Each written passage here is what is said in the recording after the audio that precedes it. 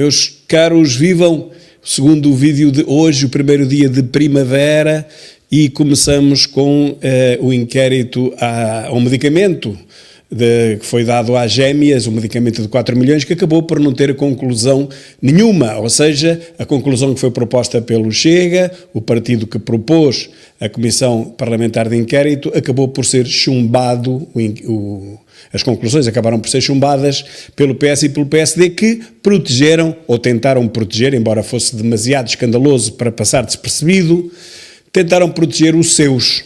O PSD tentou proteger Marcelo Rebelo de Sousa e o PS tentou proteger Lacerda Salles. A verdade fica à vista, foi um cambalacho entre eles para reprovarem as conclusões do inquérito e o relatório final da deputada Cristina Rodrigues. Mas o melhor é ouvirmos o que ela tem a dizer sobre isto. São de €500 mil que foi autorizada através do WhatsApp, onde temos a demissão de uma CEO que pode vir a custar milhares de euros ou milhões de euros ao erário público. Desculpem, mas isto é absolutamente inadmissível, o tipo de considerações que o Partido Socialista fez aqui relativamente ao relatório do Chega, onde, reitero, não tem qualquer interesse, nem pessoal, nem político, nem partidário, não está em causa nenhum governante, nenhum titular de cargo público ou político do Chega, ao contrário daquilo que aconteceu quando foi o Partido Socialista nesta comissão e onde aconteceu noutras.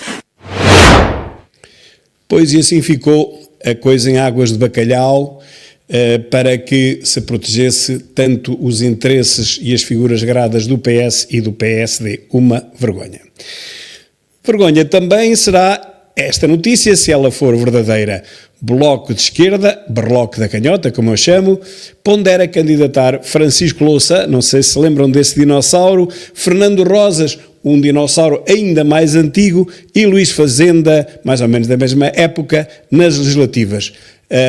Parece que acabaram por perceber que não tem ninguém neste momento à altura, aquilo é um partido das duas gêmeas e mais uns amigos, e portanto foram buscar aqueles que eram os políticos de peso na altura, em que havia 19 deputados do Bloco de Esquerda. Hoje há 5, como sabem, 40% deles são irmãs gêmeas neste caso. Uma pouca vergonha, um nepotismo sem limites. Se fosse um outro partido que não fosse de extrema esquerda, que tivesse 40% de deputados irmãos gêmeos, cairia o Carmo e a Trindade. Mas como se trata das duas maninhas mortáguas, muito bem vistas, com muito boa imprensa, como elas próprias dizem, têm tudo controlado, desde a TSF, Rádio China, Bloco de Esquerda, até ao JN, até, sei lá, ao Expresso e todos esses jornais de esquerda e todos eles na falência. Elas continuam a controlar aquilo, só não controlam os votos do povo português que as vão pôr na rua. Provavelmente serão as únicas duas parlamentares que vão subsistir depois das próximas eleições do dia 18 de maio. Tenho quase a certeza absoluta que aquele partido de 5 deputados de Lisboa, um no Porto, outro em Setúbal, acho eu, nem sei bem, que não tem nenhuma representatividade a nível do território nacional, vai desaparecer ou ficará com as duas irmãs, o que será a maior pouca vergonha. Entretanto, temos aqui os dinossauros que, pelos vistos, vão ser enviados para a fogueira para serem queimados agora nas legislativas 2025, estes 3 dinossauros. O que eu digo é, as múmias dinossáuricas são ressuscitadas para fazerem a companhia ao caranguejossauro do Rui Tavares, do outro partidúnculo que ninguém sabe o que é, chamado Livre, que já veio daqui também. O Livre já é, digamos, uma divisão, um revisionismo do próprio Bloco de Esquerda, que já apareceu como um conjunto de partidos de extrema-esquerda que prognosticavam a ditadura do proletariado. Não esquecer que estes democratas vêm todos a defender ditaduras, seja de um lado ou do outro, seriam ditaduras na mesma. Ora, eu penso que a nossa Constituição não permite que haja partidos que, enfim, advoguem uma ditadura, seja ela de onde for. Por isso eles apressaram-se a apagar isso do seu programa, tanto o Partido Comunista como o Berloque da Canhota e o Livre. O Livre nunca o teve, porque é mais fino, e portanto tem lá assim um caranguejossauro que é um historiador, mas que anda sempre às recuas da história. A história avança e ele recua, por isso é que eu chamo um caranguejossauro, por ser um caranguejo e por ser um dinossauro. Boa sorte ao Berloque da Canhota, que destes 3 tenho a certeza absoluta que não vão eleger nenhum, pelo contrário. E Montenegro tem mais uma bronca, isto nunca mais acaba, como eu também me pareceu logo de início, não só a mim, mas a muitas outras pessoas um bocadinho mais atentas, isto é uma novela que nunca mais termina. Agora percebeu-se que meses antes de concluir a obra da Casa de Espinho, uma casa apalaçada, construída sobre uma outra casa, que era uma casa de pescadores, Montenegro nunca devia ter tido, digamos, a benesse de não pagar IVA ou de não pagar IMI, ele pagou um IVA baixo e não pagou IMI, portanto tudo isso é, na minha opinião, completamente ilegal, a minha e de muitos outros que falam na televisão e explicam isso. Aquilo foi um arranjinho de muito dinheiro, claro. A própria casa, que ele diz que está avaliada em €500 mil, ele de certeza que não a vende por 3,5 milhões. De certeza absoluta que se alguém lhe oferecer 3,5 milhões por aquela casa, ele não a vende. Vários andares, 8 casas de banho, 6 quartos, uma coisa inacreditável. Bom, então, mas o empreiteiro que fez essa casa, que fez essa obra, na Casa de Espinho, essa empresa que chamava-se RMO, tinha declarado falência. Ouviram bem? Não declarou falência durante a obra nem depois, já tinha declarado falência antes. Mesmo assim, Luís Montenegro, que confia cegamente nos amigos, apesar do empresário ter declarado falência, deu-lhe a obra a fazer. Vá-se lá saber porquê. E mais, e vá-se lá também perceber-se porque é que um empresário que tem uma empresa falida ainda consegue fazer uma obra. Quer dizer, a empresa está em falência. Com certeza que não tem dinheiro para comprar materiais, não tem dinheiro para pagar aos funcionários, nada disso. Mesmo assim, conseguiu acabar-lhe a casa. Que favores terão sido pagos, não sei como é que se fez, mas eu até hoje estou para saber e desafio algum dos meus visualizadores a explicar-me como é que uma empresa falida, já falida, vai fazer uma casa, uma obra de centenas de milhares de euros, para não dizer milhões. Antes, essa empresa tinha dado entrada com um processo especial de revitalização. É brutal. Empreiteiro falido construiu casa de Luís Montenegro em Espinho. É notícia do Jornal Económico. Claro que nós nunca veríamos isto nem na CNN, Communist News Network, nem na SIC, Sociedade Irmãos Costa. Não veríamos nunca nesses canais de televisão, mas o Jornal Económico ainda não está comprado pela extrema-esquerda, também não está à espera dos 55 milhões do Estado, ou seja, dos nossos impostos, e por isso ainda se permite dar estas notícias sem ter aquelas peias de esquerda que os agarram, que os seguram. Como eu digo, meu Deus, isto ainda é pior que Hiroshima. Claro que é uma brincadeira, mas é para se perceber que isto é uma bomba atómica que está a cair na política portuguesa. E vou-vos dizer mais, e este senhor, mesmo assim, ainda acha que vai ganhar as eleições. Mas também vos digo uma de duas coisas. Se este não ganhar, o que é muito mau, vai ganhar o outro, que ainda é pior. Não, há uma terceira via, é ganhar André Ventura, é ganhar o Partido Chega. Nunca esqueçam disso. A colaboradora da Spinum Viva revela a conversa em 2022 sobre a saída de Montenegro daquela empresa. Explica o trabalho de consultora de proteção de dados e aborda críticas à sua remuneração. Isto vem tudo no Observador, mas eu ouvi na rádio as conclusões. E esta senhora ganhava a módica quantia de 1.000 a 1.500 euros por mês. E a avença era de 4.500 por mês. Portanto, há aqui uma diferença, uma decalagem brutal entre aquilo que a empresa recebeu e aquilo que a senhora recebia. E era ela que fazia tudo. Portanto, a empresa ficou com 3.000 euros todos os meses, ninguém sabe porquê. Esta é que é a verdade. Ninguém sabe porquê, porque a única pessoa que trabalhava era esta senhora que está aqui. Bom, gostava de trabalhar de borla. Bom, parabéns.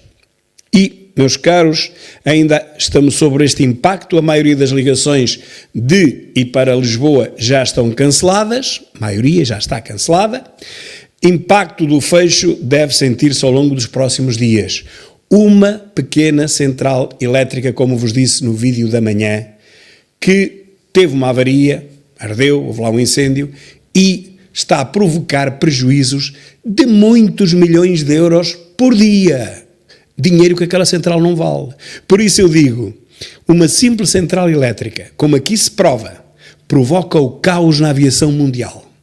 O que aconteceria, ou eu aqui até digo o que acontecerá, mas nem quero pensar nisso, o que aconteceria quando toda a eletricidade falhar. Espero que não falhe, mas estamos mais próximos disso do que de outra coisa. Mas nunca cumpriu. O caso tem gerado enorme desconforto junto de vários militantes.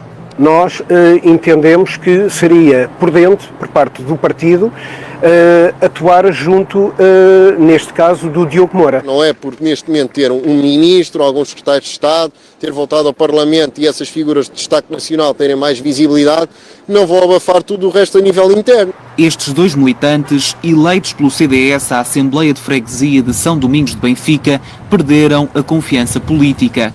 Integram uma lista com mais de 50 nomes que exige explicações ao partido.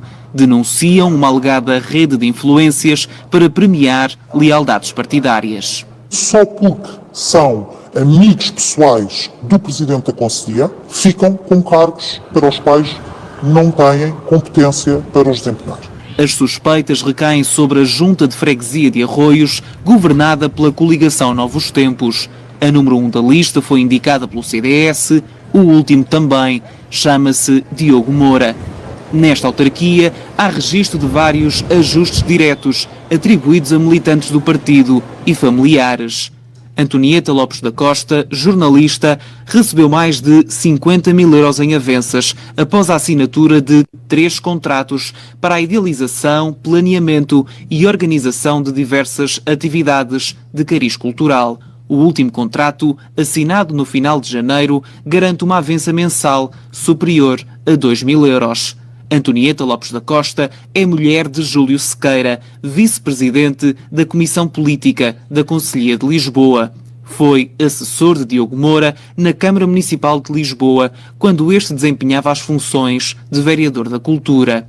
O contrato, assinado em setembro de 2023, ultrapassa os 97 mil euros. Atualmente, presta serviços de assessoria na área dos direitos sociais e educação, no gabinete da vereadora Sofia Ataíde, também ela, vice-presidente da Comissão Política da Conselhia de Lisboa, do CDS-PP. Nós estamos a falar única e exclusivamente de bois, de pessoas que são dependentes do aparelho partidário para poderem viver e para poderem ter um rendimento ao final do mês. Uma ferida aberta que está a alimentar a revolta dentro do partido. O partido, meus caros, o partido que é o CDS. E, como veem, isto funciona na base dos mesmos mecanismos. Quem tem o poder, quem acede ao poder, seja do PSD, seja do PS, seja do CDS, acaba por se corromper. Ou pelo menos estão aqui os indícios todos nesse sentido. Eu não sou juiz, estou apenas a ver aqui esta peça que nos é dada pela RTP3 e hoje à noite vai ser passada na íntegra, onde se percebe que os próprios militantes do CDS condenam as atuações de alguns dos elementos que dizem que arranjam, enfim, serviços, jobs para os amigos. Boys, jobs for the boys. Seja, meus caros, como veem, seja o tutti-frutti entre PSD e PS, seja estes outros casos em que não tem PSD nem PS, mas tem o CDS, isto vai tudo dar ao mesmo. E, portanto, meus caros, concluo com isto. 50 anos depois de Abril, seja o Centrão, só PS, PSD, seja o Adão, que é PS, PSD e CDS, vai tudo dar ao mesmo. Quando toca a haver poder e a haver dinheiro para distribuir, é esta pouca vergonha que se vê. Portanto, meus caros, não esqueçam, no dia 18 de maio não há que votar no Centrão nem no Adão. Há que votar no Chega para mudar toda esta pouca vergonha que existe em Portugal há 50 anos. Até logo.